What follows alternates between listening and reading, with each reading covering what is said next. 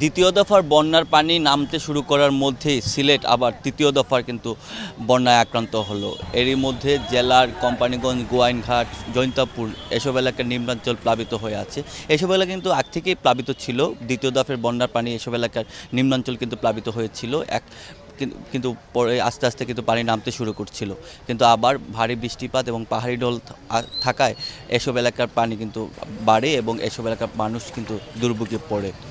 আমি কথা বলেছিলাম গোয়াইনঘাট উপজেলা প্রশাসনের সাথে। তারা বলছেন যে গতকালকে এবং আজকেও এসব এলাকায় বৃষ্টিপাত অব্যাহত রয়েছে এবং যার কারণে কিন্তু সীমান্তের ওপার থেকে যে পাহাড়ি ঢল সেটি কিন্তু অব্যাহত থাকায় এসব এলাকার নিম্নাঞ্চল প্লাবিত হয়ে আছে। তারা কিন্তু ত্রাণ কার্যক্রম অব্যাহত রেখেছেন। জেলা প্রশাসকের তথ্য অনুযায়ী এখন পর্যন্ত জেলায় প্রায় 7 লাখের মতো মানুষ পানিবন্দী অবস্থায় আছে।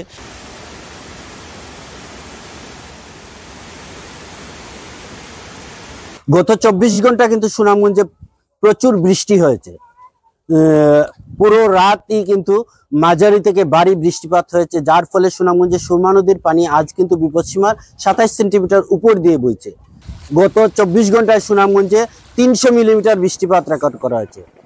পাহাড়ি নদীগুলোতে স্রোত কম থাকলেও সুনামগঞ্জের যে মূল নদী যেটি সুরমা এবং কুশিয়ারাতে কিন্তু প্রবল স্রোত রয়েছে, যার ফলাফল আমরা আজ সকালে একটি দুঃসংবাদ শুনতে পেয়েছি এবং সেই দুঃসংবাদটি হলো সুনামগঞ্জের দোয়ারাবাজার উপজেলার আজমপুর খেয়াঘাট, যেটি আজমপুর থেকে দোয়ারাবাজার সদরের সাথে মানুষ নদী পারাপার হয়ে থাকেন।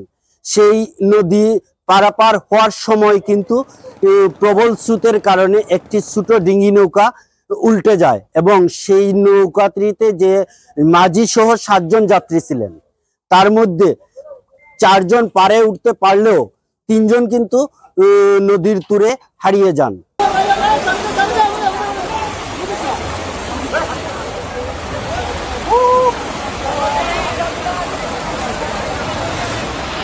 গতকাল রাতে উজান থেকে নেমে আসা পাহাড়ি ঢলে ফুলগাজী এবং পশুরামের মুহুর এবং কহুয়া নদী 3টি স্থানে বাঁধ ভেঙে প্রায় 4 গ্রাম প্লাবিত হয়েছে।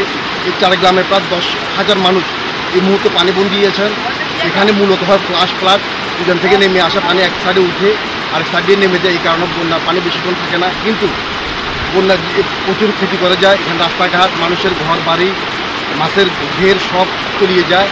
আপনারা জানেন কিছুক্ষণ আগেই এখানে পানি সম্পদ প্রতিনিধি এসেছিল ক্ষতিগ্রস্তদের দেখতে, ক্ষতিগ্রস্ত এলাকার দেখতে।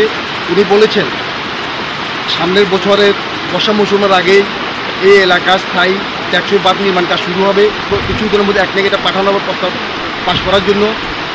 আপনারা জানেন প্রতি বছর বর্ষা মৌসুমে ফেনী, ফুলগাজী, পশুরামের মুহুর এবং কহুয়া নদীর বিস্তীর্ণ এলাকা বিভিন্ন স্থানে বাঁধ ভেঙে এই এলাকা মানুষের ঘর বাড়ি সব নষ্ট হয়ে যায়। এখানে ফসলের খামার নষ্ট হয়ে যায়।